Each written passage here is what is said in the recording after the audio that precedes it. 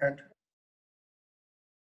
this meeting will be recorded. This session will be recorded and later on posted for those who haven't been able to attend the session so that they can also benefit from it. I will go ahead with my introduction and then some housekeeping announcements, and then I will start the session in the form of a presentation. I will pause in between for some question answers in between to keep the session as interactive as possible. So once again, for those of you who have recently joined me, can all of you, before we go ahead further, I just want to hear from you people. Can you people hear me clearly? Yeah, we can. Yes, we can.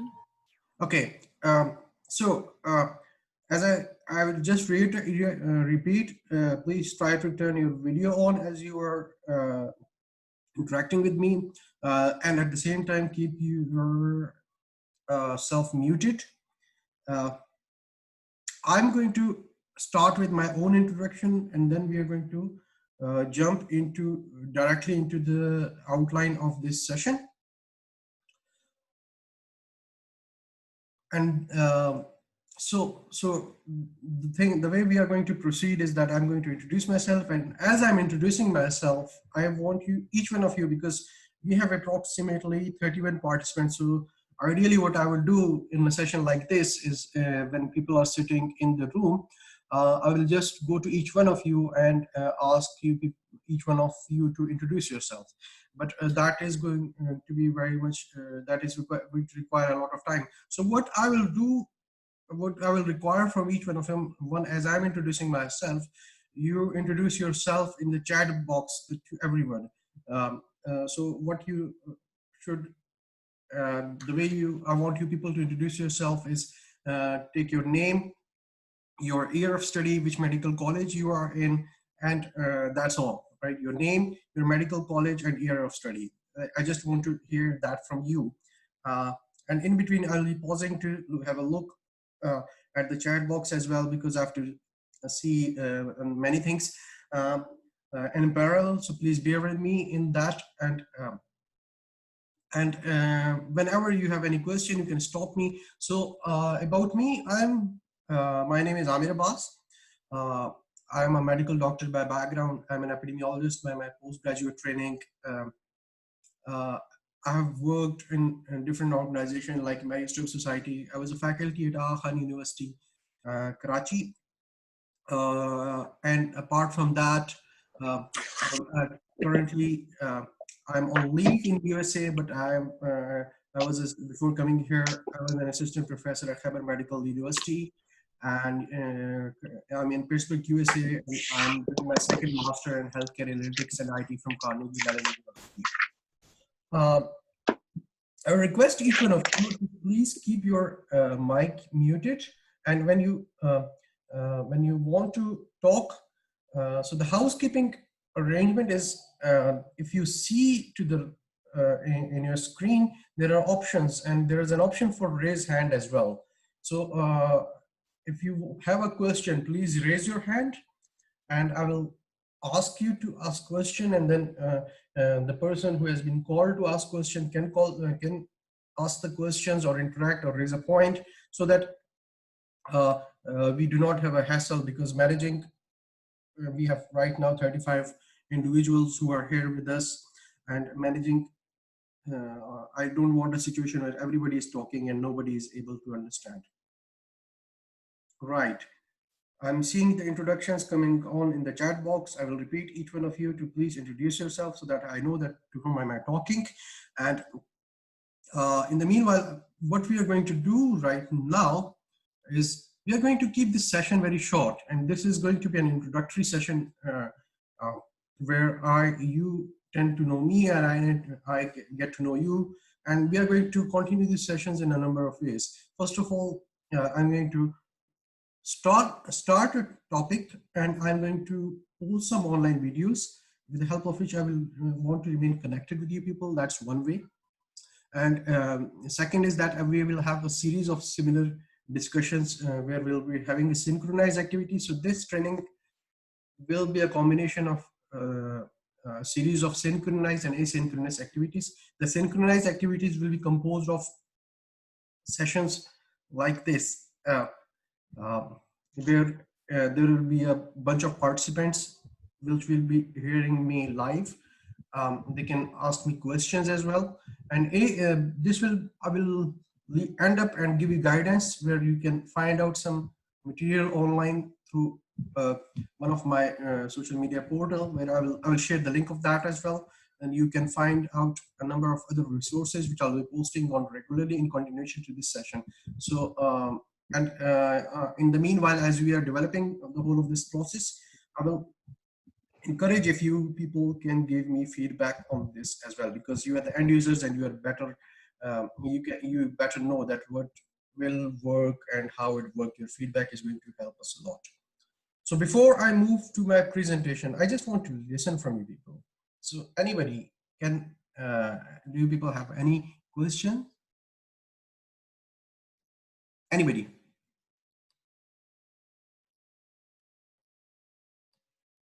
No questions?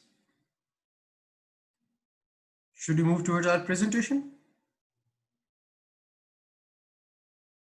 Can you people listen me? No questions. Okay. Okay. Thanks. Right. That's very good. I think you people are not very comfortable talking, or I see a lot of chats, but no talks. That's okay. So what I'm going to do right now, I'm going to share my screen of my PowerPoint presentation. That is going to take me a few seconds. And uh,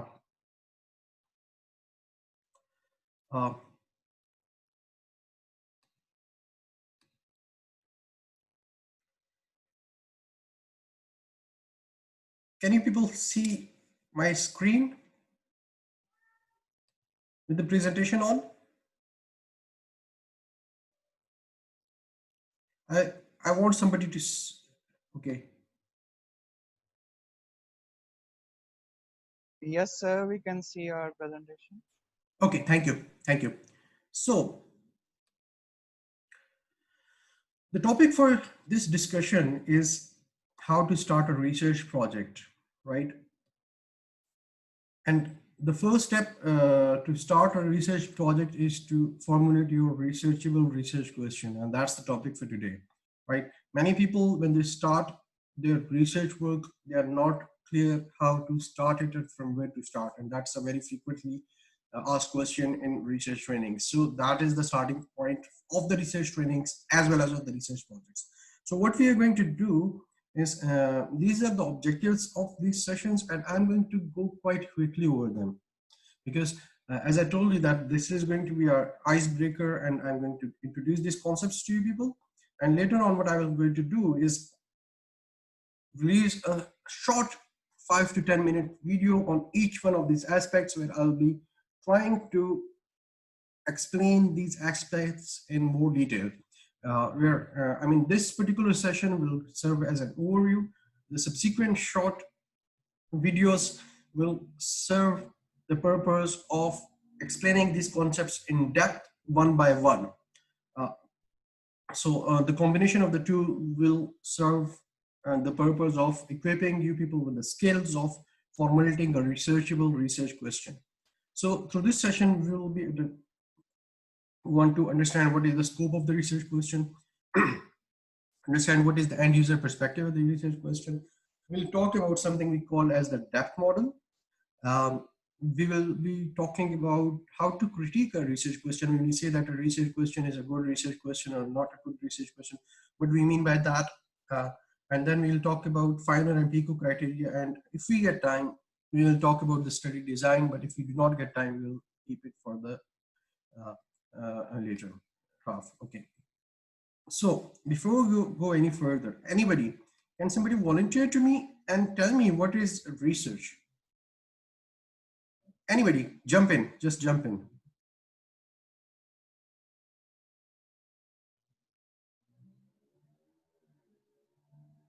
Anyone, what do you think? What is research?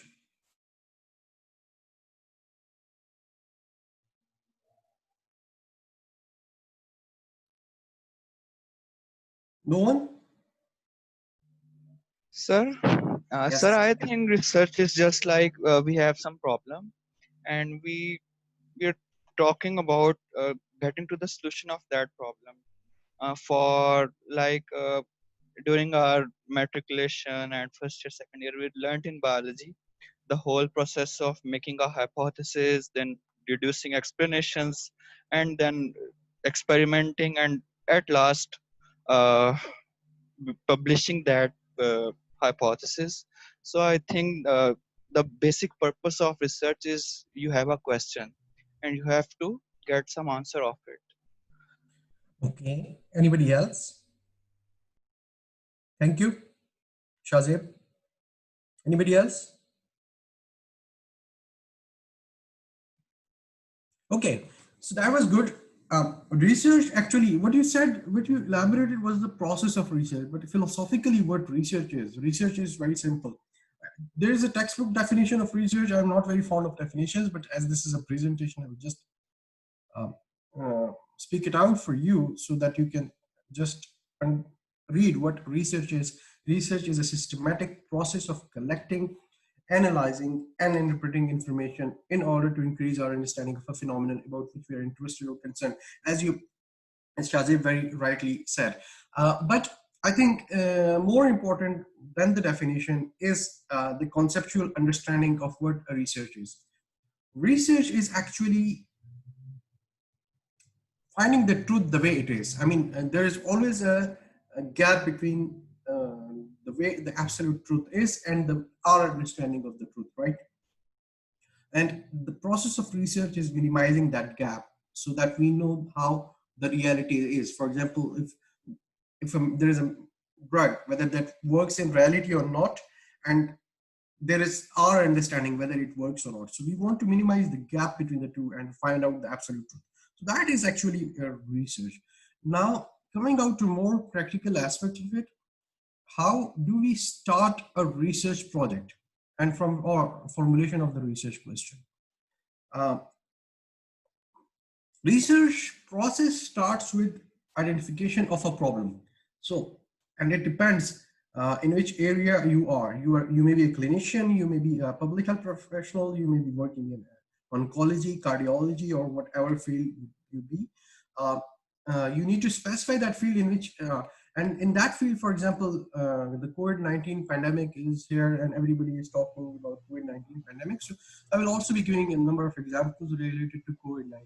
Now, there are a number of problems from a clinical perspective, from a public health perspective. What works, what doesn't work. For example, the clinical problem is that whether hydroxychloroquine works or not work, right? That is like what happens that a number of COVID-19 patients are coming and you have this problem and this, like there are many patients and there are no treatment. So you are asking, you want to solve the problem of the treatment of the COVID-19 patients. So you ask yourself the question, and this scenario gets converted into a question, whether hydroxychloroquine works or not works, right? From a public health perspective, I mean, what does work, right? Whether lockdown is needed or not, whether social distancing is useful or not, right? So again, there is a scenario of COVID-19 and you identify that as a problem and then you try to convert that into a researchable research question. So before I move forward, any questions on this? I think just jump in if there is any question.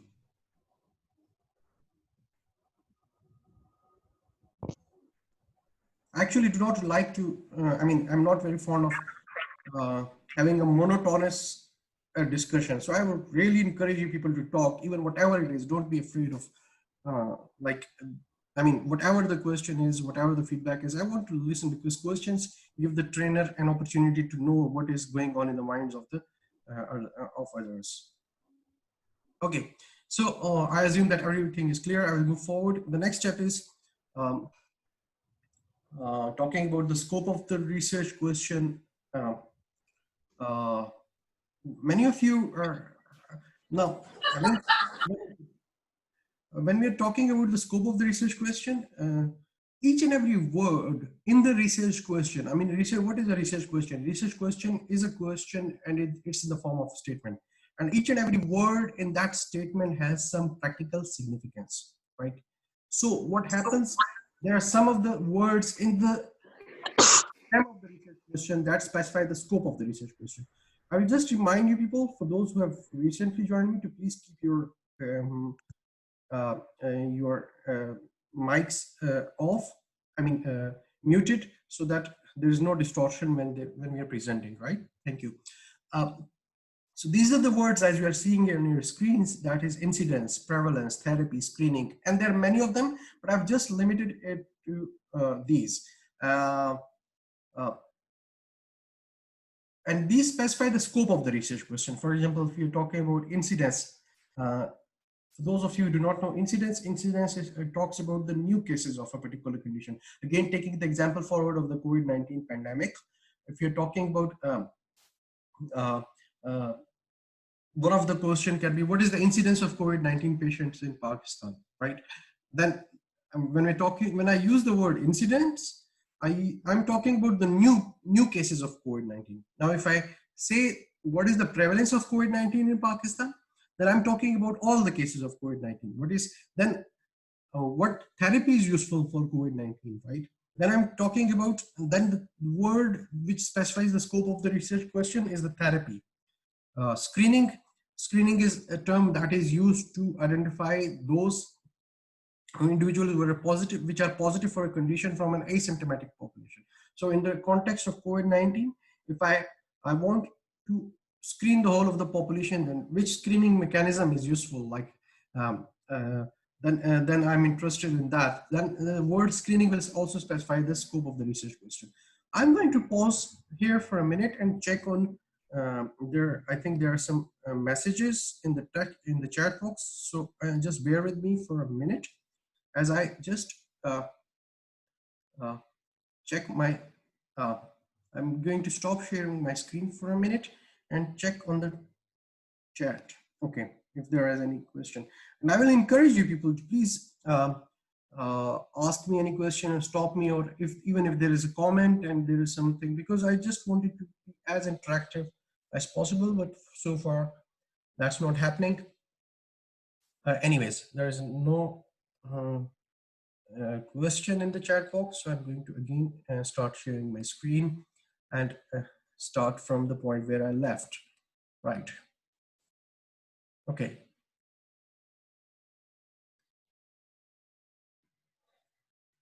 The next thing which I'm just going to go back, and as I told you that we are going to talking about the scope of the research question. The next thing which is important for me is talking about the end user perspective of the research question. Now, as you can see this cycle, this is a diagram that shows the research cycle, right? So what happens that you make a research question, you specify the study design for that, then you make a research proposal or research protocol, you take the ethical approval, then you execute the study, you do the data analysis, you interpret that, you disseminate, now what happens that you either present it in a conference or publish it in a journal or a peer-reviewed journal. What happens that your research work gets converted into the answer of the research question which you asked. In other words, the product of the research process is the answer to the research question which you asked, right? And that answer is going to help the professionals of the field in which you are practicing, in which you're working, in which you're researching to solve some real world problems. Okay, so that means, in other words, so if we consider it from a demand and supply perspective, if you need to understand whether your research work is demanded or not. If your research work is demanded, then it's more likely to get published. And if your research work is answering a question for which the health professionals in that particular field, for example, currently, again, I will keep on giving the same examples, as that is the main discussion right now. As the whole of the world is interested in knowing what is the efficacious treatment for COVID-19, right?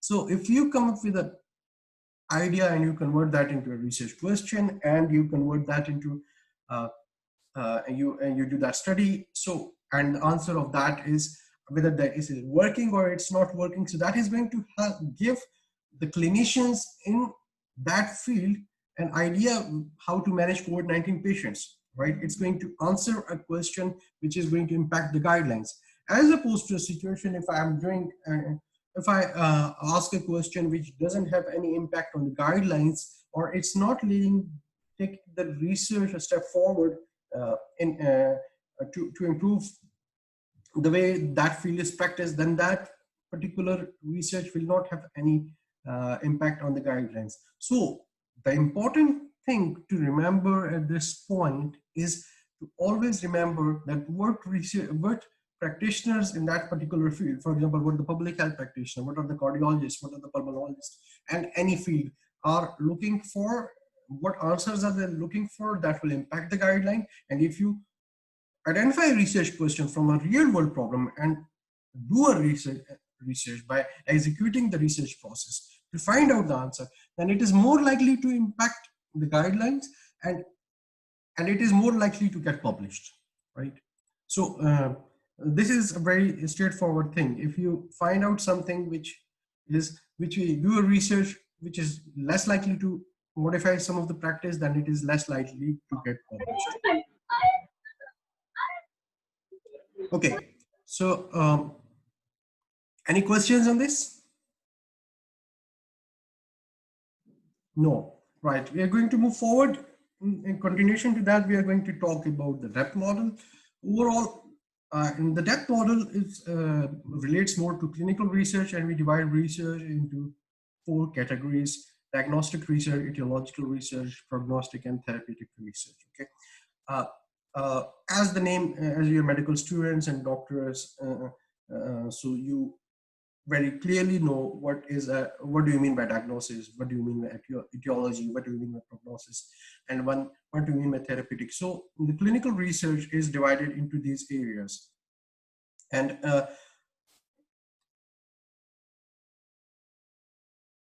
as we are, and there is important reason why we divide clinical research into these areas, about which I'm going to talk about in a minute. But always remember that when you're designing a research project, which category of the research project process is, whether that is a diagnostic research, whether that's an etiological, prognostic, or therapeutic research. I'm going to pause. There's, I think, some message in the chat just to see that.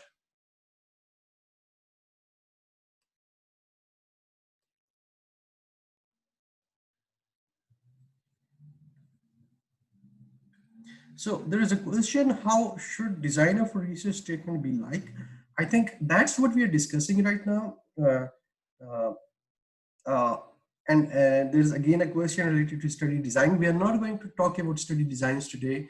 Study design will be discussed in a later topic. Today we are going to talk about research question, and so I'm going to address the first question in a bit. So the question is, how should design of a research statement be like?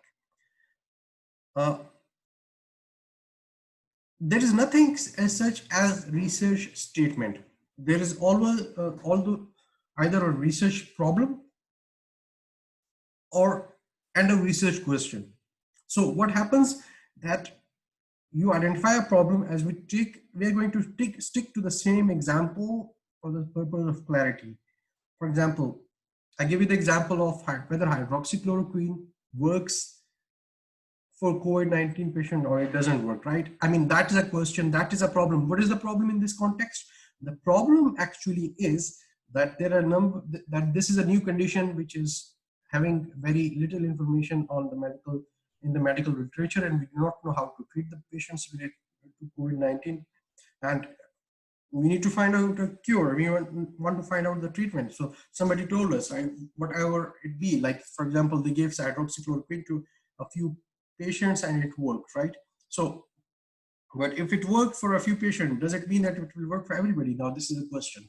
Whether we should formulate a guideline, whether this should be incorporated into the clinical guidelines. No, we need to do research. So this is a situation, that situation gets converted into a problem, and that clinical problem gets converted into a researchable research question. And that's what we are discussing right now. So far, we talked about the scope of the research question. We talked about the end user perspective of the research question. In this case, we are talking, the scope is that we are having a therapeutic question, and the end user perspective is because a number of clinicians are looking to find out the treatment for COVID-19, and we want to find out whether it were what treatment and whether hydroxychloroquine works or not, right? So, and we anticipate that if you find the answer to this question, that many clinicians will modify their uh, management, the way they manage COVID-19. And then we talked about the DEP model. And DEP model stands for Diagnostic, Etiological, Prognostic and Therapeutic Research. And I told you before sharing my screen, I'm going to share my screen again so that we can continue from where we left. And as I told you that when you're doing your research work, it's good, it's helpful that you know for the purpose of clarity in your mind that where do you stand in the depth model, whether you're doing a diagnostic research. Well, for example, the example of a diagnostic research may be to identify different diagnostic techniques to quickly detect and easily detect low-cost diagnostic techniques to easily detect COVID-19, right? Etiology. Obviously, in COVID-19, the etiology is very clear, but in other conditions like lung cancer, like diabetes, um, uh, uh, it will not be very, I mean, it's now clear, but it's multifactorial. In many conditions, it will not be very clear. Prognosis, you know what is prognosis. Therapy, you know what is therapy. I think there is another chat. Let me see. I'm sorry. I think this will back and forth will go on because I just want to keep it interactive. And as you people are not talking, you're just choosing to chat. So I just have to make sure that I have everybody on board with me. So let me read this question.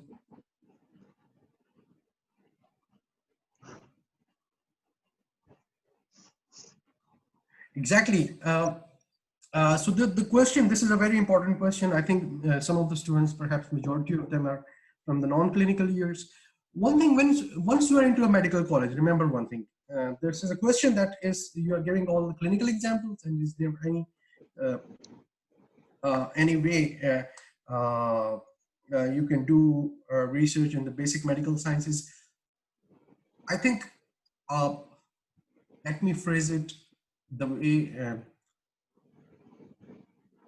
I will suggest that early on from your career, right, you should, one thing, jump into the research work. That was a mistake which I did when I was a medical student, right?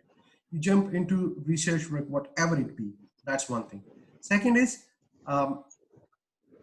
the basic medical research is, I mean, the research in basic medical sciences can be explained, but the research in that area is comparatively more, I mean, complex. Despite the fact that for you people, conceptually, basic medical sciences may be easy, but research in that area is very complicated. So, even for the students who are in the first year or second year, if they want to do a research work, I would recommend them to choose a topic, uh, uh, and I will still recommend to them that they choose a clinical topic rather than going after a basic medical science. And do not look at that as being divided into basic sciences or a clinical topic, right? Just research is a whole different way you see it.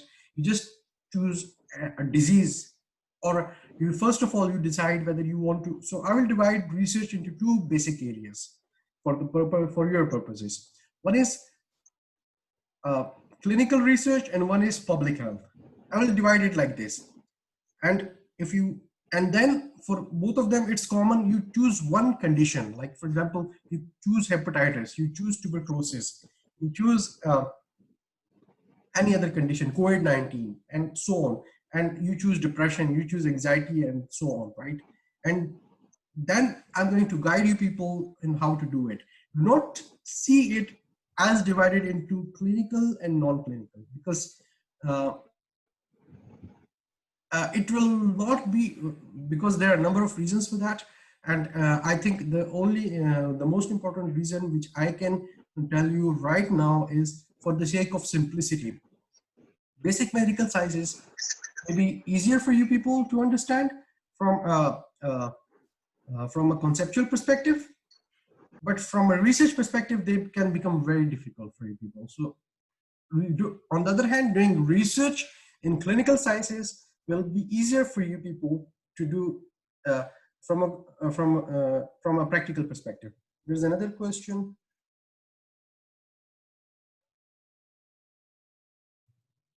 Exactly. I mean, you can, so there's a comment where people, somebody says, Mariam Shahbaz is saying that basic medical sciences can also do research on a topic, for example, assessing prevalence of anxiety in medical students. Exactly. So, as I told you that in this case, you choose a condition which is anxiety or anxiety disorders and do some aspect of it. As you rightly said, that you can assess that in medical students. So the way forward for you people, which I would suggest, keep your things simple. Choose a condition, and I'm going to tell you how to choose that condition as well. And start following what I'm saying, right? Just step by step. Do not divide them into basic medical sciences and clinical sciences, because everything is going to be disease focused in this discussion. There is another comment.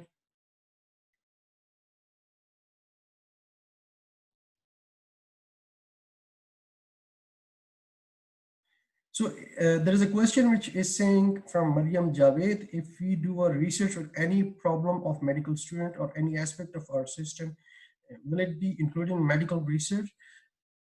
Yes, it will be included, but this question is in a big way. If you make it, if you give me a more specific idea, I will be able to give you better feedback in, but I think what I will suggest that you choose a condition, which means a disease, right? And decide around that disease. And so I'm going to, I hope I was a bit helpful. If I'm not, if this is still helpful, doesn't answer your question, please feel free to jump in anytime. I'm going to continue with my presentation. And I'm going to go forward as we talked about the depth model. I'm going to try to finish this session in like 1 hour. And those of you who want to, so the recording and the formal session will end at 1 hour. But those of you who want to interact further, who have questions, we can informally continue after that, and we can I can answer your questions after that as well. So we talked about the depth model. Now, why the depth model is important? Now there are two terms, and these are extremely important for you people to understand them from a perspective of the research question. As I told you people that I will be posting some videos online, and I intend to post some explanatory and videos to explain what precisely associated factors mean and what precisely causal factors mean, right? That's one thing which I want to say. The second thing which I want to say is when we're doing research on diagnostic, when we're doing diagnostic and prognostic factors, we are talking about associated factors. We are interested in associated factors. When we are doing research on etiology and therapy, we are interested in causal factors. Right? That's one thing which I want you people to remember. The third thing is, I'm trying to explain it right now, but as I told you people, this is a bit of a tricky topic, right? And when I'm doing this session face to face, I have this luxury of seeing you people, how good how the people are able to understand, able to see people's faces. That gives me some idea. So that gives me some idea that whether you people understand. Unfortunately, I'm not able to do that right now. So what I'm going to do, I'm going to give it a shot, try to explain it once. If you are not able to explain it, you can ask me questions right now. I'll try to clarify it. But even you can ask me questions later on. And I'm going to be, the more important thing is that on these small bits and pieces, I'm going to be releasing small videos in the subsequent days to follow. And I request you people to follow up with me on that. And so what is an associated factor? And what is a causal factor? I will give you a very traditional example as we use in research findings, which is the association between smoking and lung cancer, right? So if I ask the question, is there an association between smoking and lung cancer? this is one question which I asked. And if I ask the second question, does smoking causes lung cancer, right? Am I talking about the same thing or am I talking about two different things? I'm talking obviously about two different things because I'm using the word association in the first. When I'm saying, is there an association between smoking and lung cancer, right? And then in the second scenario, I'm using, does smoking causes lung cancer? Yes. From at front, it sounds, yes, they're different. But what is the subtle difference between the two questions?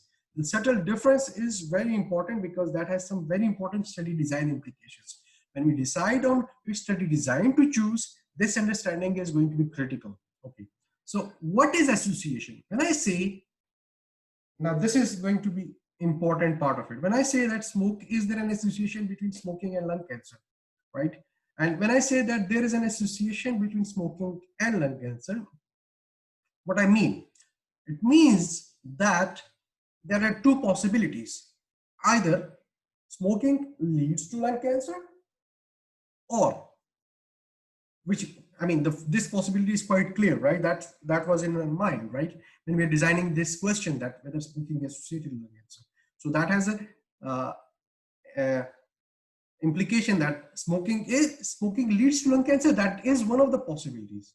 The second possibility is that, which we call as the reverse causality, which means that somebody got lung cancer, and when that person got lung cancer, that person was not smoking, or the group was not smoking, and because of the lung cancer, the person became hopeless, and that person started to engage in high risk activities.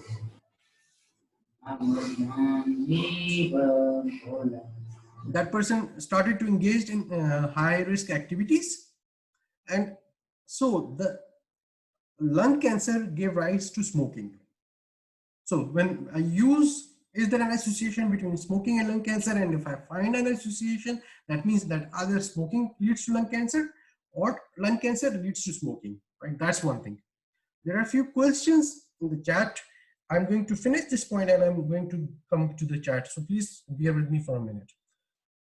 But when I am asking this question, does smoking causes lung cancer? When I use the word cause in the stem of the research question, what does that mean? That means that only smoking causes lung cancer.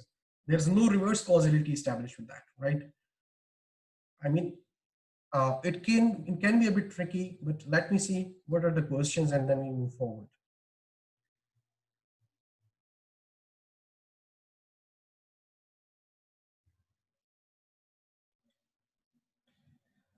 Okay, I'm just going to, there are some questions which are not related to topic. I will encourage you people right now to stick to the topic for asking me questions.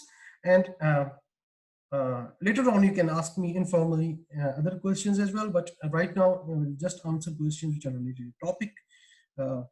So I will ignore those questions which are not related to topic and read other questions. I will read other questions.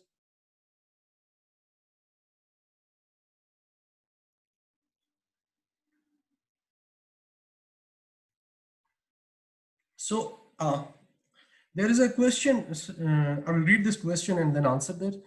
It's saying that, sir, many researches are available on medical students' attitudes, behaviors, or any disease prevalent in them. So can't we opt for a topic of research on medical students in our medical college? You can do that. You can obviously do that. And when you listen to me till the end of it, then you will get all the dots connected, right? And when you do that, you formulate a research question and you can email it to me and I will give you a critique on that. And when I critique that, then you will understand what I'm trying to say, because this concept seems to be deceptively simple.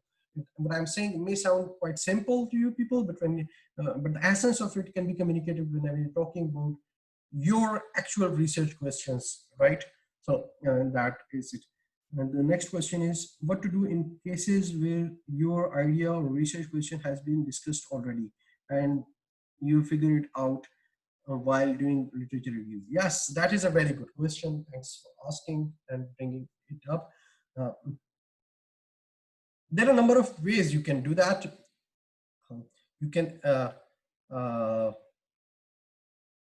I'm going to touch on this point when I'm talking about the final criteria, right?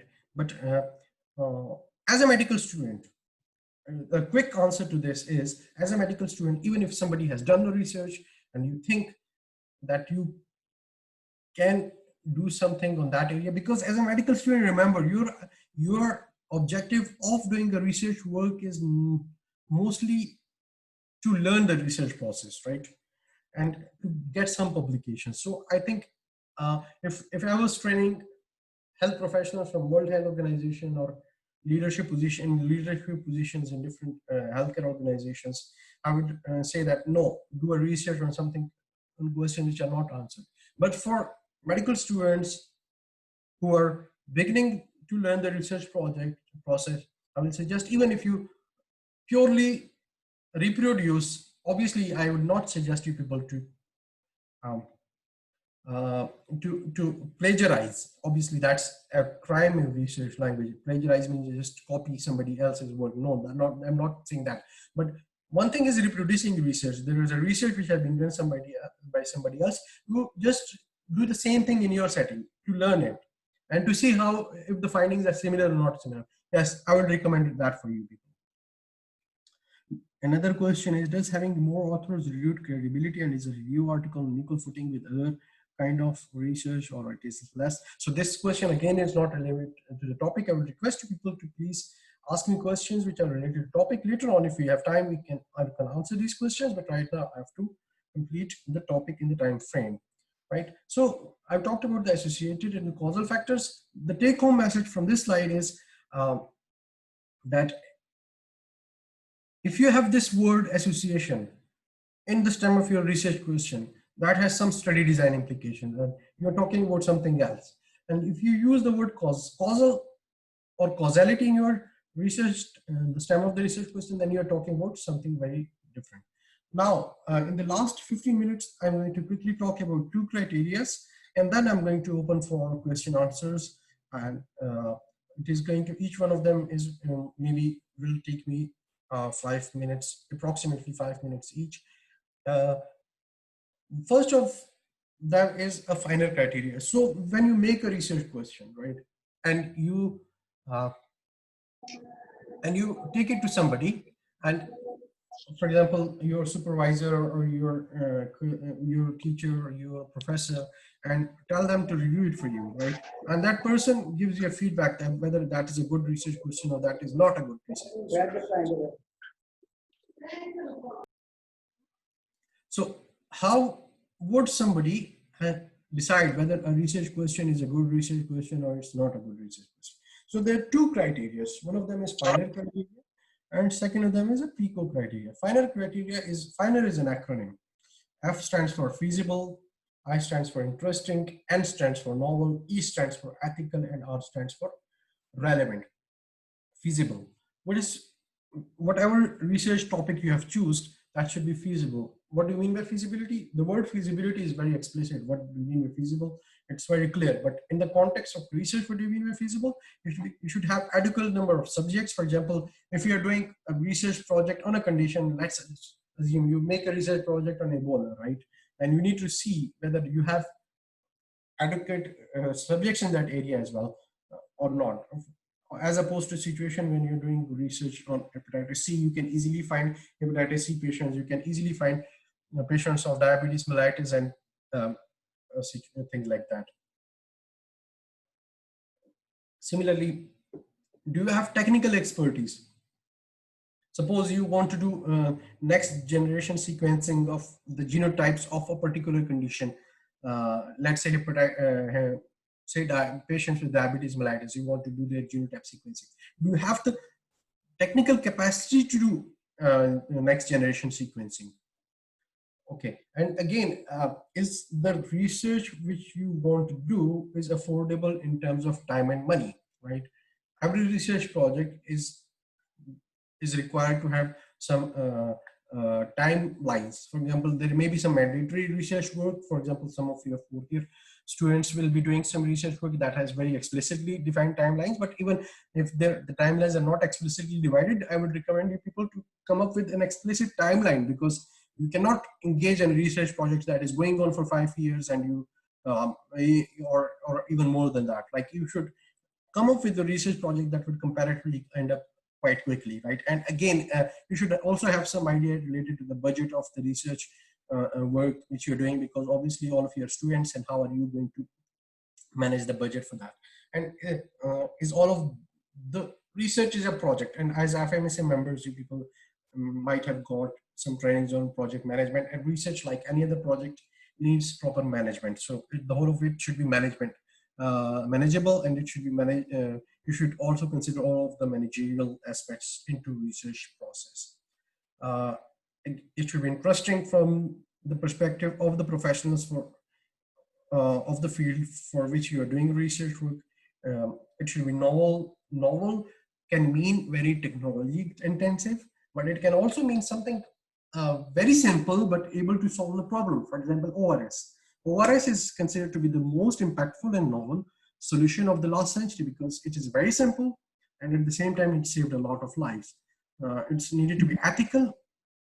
uh, Ethical means that your research work, because you are dealing with human subjects, it is needed to be approved from an ethical review committee, right? And ethics of the research is a whole separate important topic which is beyond the scope of this discussion right now. Uh, but at this point, you need to be aware that your research is needed to be ethical. You cannot do a few things. And again, your research should be relevant to the problems which pertains to your country.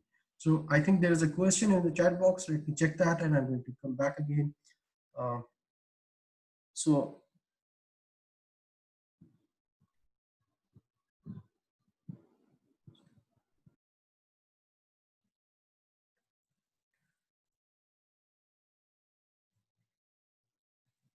So there's a question is saying, if you are doing a research on a topic, on a single topic, considering two different communities, and the results come out to be different, it will be considered as two research projects, researches? No, if the question is one, then that is one research project. So, so if research project is driven by a research question, if there is one research question, then that is one research project. Then she also says that also do tell if you do add a limit of a particular community when doing the research on a particular topic. Yes, I'm going to answer this in the subsequent part of my talk, that how to choose uh, the subjects in your how to recruit the population, right? So this is about final criteria, and I think for the timing, in the interest of time, I will request you people to hold your questions for the end of this discussion. The next criteria is PICO criteria, and PICO and final. These two are very important for understanding that how good or bad your research question is, right? And PICO stands for PICO again is an acronym. And before going into the details of it, what I will do is uh, just for the sake of this particular explanation and for the explanation of the PICO criteria, I will divide research into interventional and non-interventional research, where interventional is therapeutic. And for when we're talking about interventional research, then the PICO, in PICO, P stands for population, I stands for intervention, C stands for comparison group, and O stands for outcome. When we are talking about the non-interventional studies, then we have PICO in the form of the whole of the PICO acronym remains the same, but I is replaced by E, where E is for exposure. Okay, so right, and so what does this mean? This means that when you are formulating your research question, it's what you need to do is your research question needs to have the population, intervention, or exposure, comparison group, or outcome explicitly specified. I don't know what is it happening.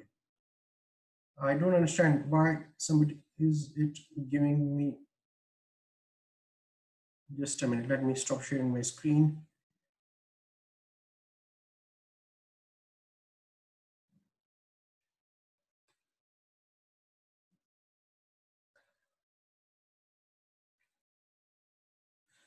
I don't understand for some technical reasons, or somebody's playing with my slides or what, but uh, or there's something wrong from my side, but these weird lines started to appear on my screen. Okay, so I'm going to start from where I left. And uh, when we're formulating a research question, these components like the population, intervention or exposure, comparison group or outcome, they need to be explicitly clear in the stem of the research question. And as I told you, when I'm talking about these things, I'm going to talk about the interventional as well as the non-interventional research. Uh, so taking the example of interventional research,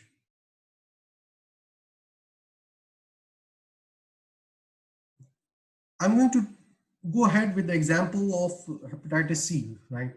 And there was recently a treatment that was made available for hepatitis C, which is in the name of sofosbuvir, right? So taking the example of sofosbuvir for hepatitis C. Now, I'm going to tell you a research question, and uh, in that research question, you need to be explicitly clear about what population you want to use, uh, uh, what is your intervention, what is the comparison group, and what is the outcome, right? So when we're talking about sofosbuvir for hepatitis C, right, then we need to be specific about what is our population. In this case, our population is hepatitis C patients. But for any study, when you're clarifying this, the population, you should be clear about the disease, its diagnostic criteria, what are the important characteristics of the population, which demography the population is, from which setting you are talking about the hospital population or outpatient or inpatient population. That's all of that details should be clear um, in the stem of the research question. Then, so in the case of when we're talking about the effect of hepatitis C on effect of sofosbuvir in hepatitis C patients, the population is obviously hepatitis C patient. They can be inpatient or outpatient. Intervention is sofosbuvir. Then we need to be clear about the dose of and the timing of exposure, dose, route of administration, and duration of therapy. We need to be clear that are we going to check the intervention in comparison to placebo, standard therapy, or no treatment? I don't understand this. Can somebody help me? What's going on? Yes?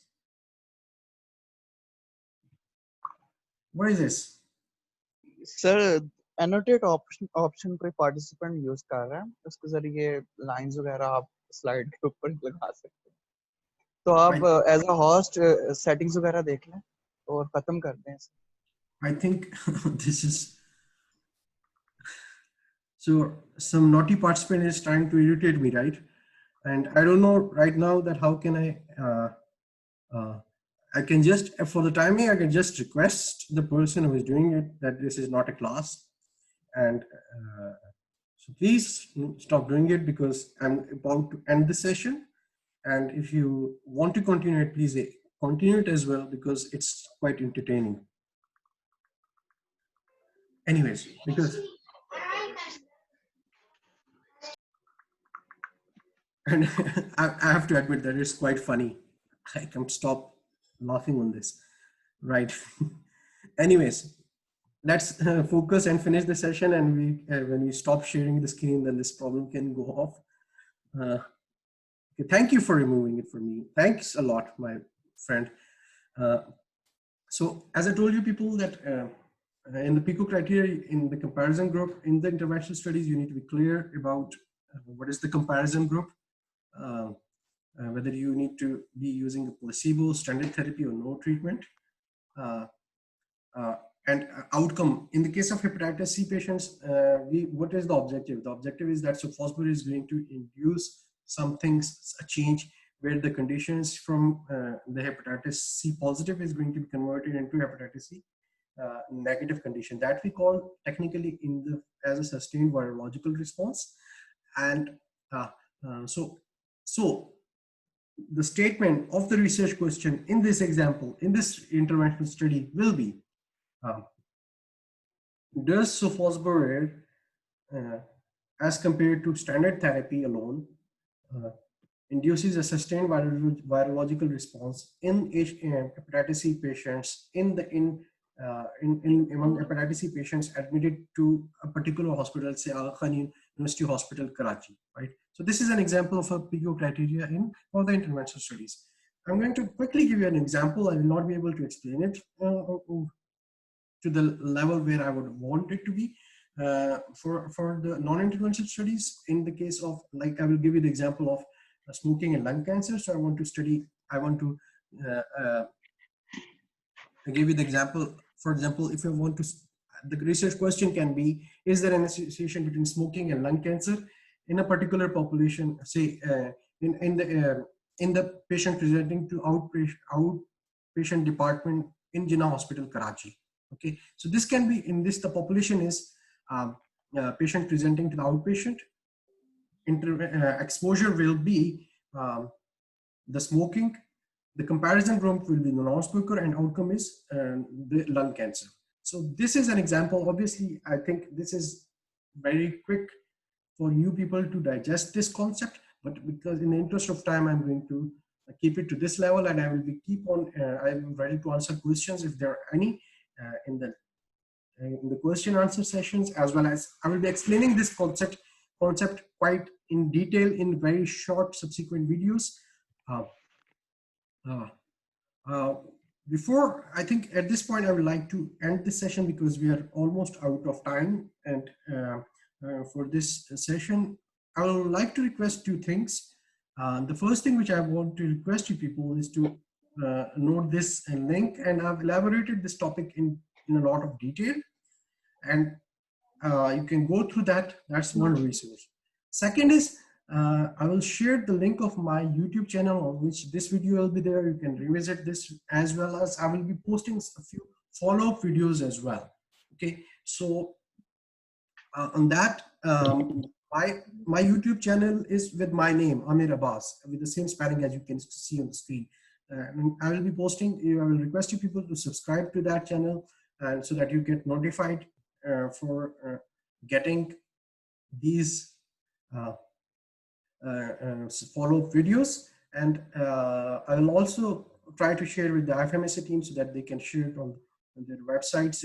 I mean, depending on if their policy allows it or not on their pages. But the best way I would recommend it that you subscribe to my channel so that you can directly get the short follow-up videos, as understandable that we will not be able to you people will not be able to understand all of it in this quick session. I think there are a lot of questions, and I'm especially thankful to the person who is making this wonderful scenery on my slides. It has been entertaining. Before we go any further, okay, just let me see a few questions, and I think that Mohammed Shehzad, you have raised your hand, but let me first read some questions because there are many of them. How we can make sure our topic is novel. Okay. I think the formal time for our session is over. So those of you who want to stay, they are welcome to stay. And those of you think that we were here expecting a 1 hour session, they can leave. The session is still going to be recorded and it is going to be posted later on as well. But I'm going to start answering question one by one. The first question here is, sir, how long can a research question or title of our how long can a research question or title of our research project may be? I mean, there is no word limit for the research question, but obviously it's a question. So a question will be a statement. So just, I mean, you cannot have a paragraph, right? It has to be a question.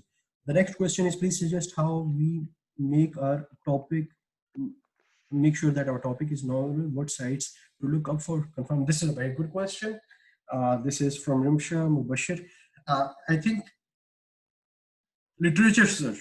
You do extensive, exhaustive literature search on the topic on which we are doing research, and that will help you come up with a novel research question.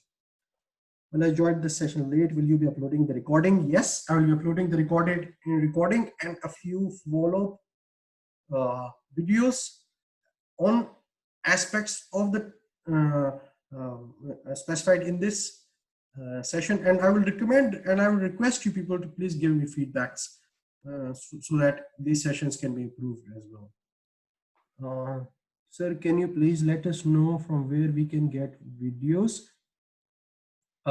If you're talking about my videos, I just told you that you can subscribe to my YouTube channel. My YouTube channel is Aamir Abbas, with my name, and there is my picture there as well, so you can recognize that. I will be posting a few follow videos in following this session. But if you are interested in other videos of other trainers, there are some very good. You can obviously search them in YouTube as well. But I will do source. I will recommend you people to take some courses on Coursera. Coursera is a courses website which has research related and courses on many other topics, especially research. You can take many courses on them if you are interested for specific guidelines and you have something very specific in terms of your course requirement or the things which you want to learn. You can write to me on my email address. I will just at the end of the session I will just share my email as well, and you can write back to me as well. Can we do research together? Yes, we can do research together. All of the objective of this process is that we mature a team and then we can do a number of researches together. But for us to reach to that level as a team, what we need to do is get to know a few basics right, and then we can go ahead from there. Kindly share your email address and channel name here in the box. Yes, my channel name is just Aamir Abbas. I'm happy to share the link as soon as this process ends. But the name of my channel is Aamir Abbas, Aamir, Aamir, Abbas, Abbas. You can just search, or if you have some previous videos on research questions, so if you can search Aamir Abbas research question, then channel will pop up. But I will share a link as well and an email address in a while as well. Can we do research together? Many times, yes, we can do, and I've already asked this question. This session will be uploaded on YouTube channel. Yes, this will be uploaded on the YouTube channel as I specified. How can we find a research matter supervisor for research paper? This is a very, very important question from Samreen Qureshi. I think find a person who has done a lot of research in your institution or anywhere around you, in your city or anywhere in the world. Or even you can write to people. People are very happy. You just read somebody's paper, you want to work in that area, write to that person and request them that you are a student, introduce yourself kindly, politely, and tell them that you want to do research with them, assist them, help them. And that's the way you look for mentors within your institution who have a lot of research work experience. There are some of them in every institution in Pakistan. And then you can also read many papers and write to authors, and mostly people will give you some guidance. How to do case study? Case study is a very separate elaborate topic that is beyond the scope of this discussion. So I'm just going to leave it for the time being. What is your email address? Thanks for the session. So my email address right now is, I'm going to type my email address in the chat. Please feel free to write to me, especially write to me with the feedback. I'm really curious to learn about the feedback because I want to listen from the students.